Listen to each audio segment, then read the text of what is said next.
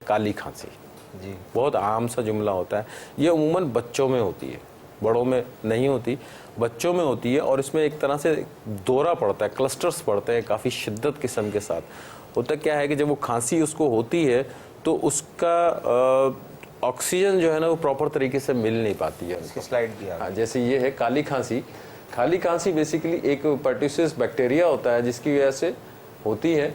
सांस लेने वाले रास्ते के ऊपर की तरफ और फेफड़ों में अचानक इन्फेक्शन का हमला होता है, जिसकी वजह से ये बीमारी 3 मरहलों में होती है। इसकी इब्तिदा आपके बच्चे को हल्का जुकाम की तरह अलामत, मसलन नाक बहना और हल्की खांसी होती है।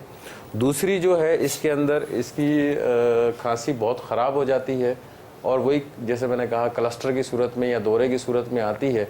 इसमें बार बार बच्चे को खांसी होती है और सांस लेने में मुश्किल पेश आती है उसको, और उसका सांस लेना भी मुश्किल हो जाता है।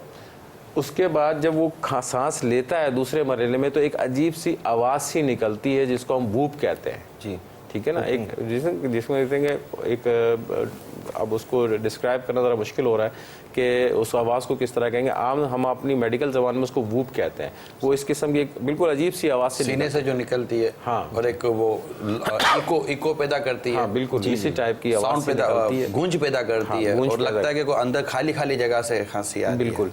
और उसके अंदर जो है वो बच्चे के जो चेहरे का रंग जो है वो भी थोड़ा सा या तो ब्लैकिश टाइप का हो जाता है, काले टाइप का हो जाता है, या फिर नीलापन हो जाता है क्योंकि उसमें ऑक्सीजन सेचुरेशन वगैरह जो है थोड़ी कम हो जाती है। ये तेज़ चीख सी आवाज़ निकलती है जिसकी वजह से बच्चों में चेहरे सुर्ख हो जाते हैं। उसकी मखसूस आवाज़ की वजह से उसको काली खांसी कहते हैं। ये इन्फेक्शन नाक और गले में बहुत ज़्यादा गाढ़ा बलगम बना सकती है। यानी इस खांसी में फिर बलगम ज़्यादा और वो जी बिल्कुल तर खांसी ये होती बच्चों में ही। अब इसमें भी यही होता है कि बच्चों को खांसी हो रही होती है, घर में खांसी का शरबत चल रहा होता है उसको। सही। अब वो डॉक्टर के पास जाते हैं तो 3-4 दिन गुजर चुके होते हैं। अब डॉक्टर उसके ऊपर फिर एंटीबायोटिक पे जाता है तो डायग्नोस करने के बाद। अब एंटीबायोटिक ली तो पेशेंट की ये कोशिश होती है कि यार मैं कल परसों तक ठीक हो जाऊँ।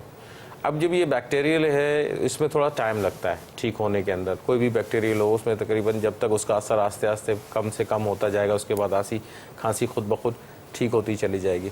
तो बेहतर है डॉक्टर से रुजू कर लें और उसको प्रॉपर ट्रीट करवा के उसका एक प्रॉपर तरीके से इलाज करवा लें ताकि वो आगे जाके प्रॉब्लम ना करे, क्योंकि अगर रह जाती है तो आके फेफड़ों के अंदर नुकसान पैदा कर सकती है।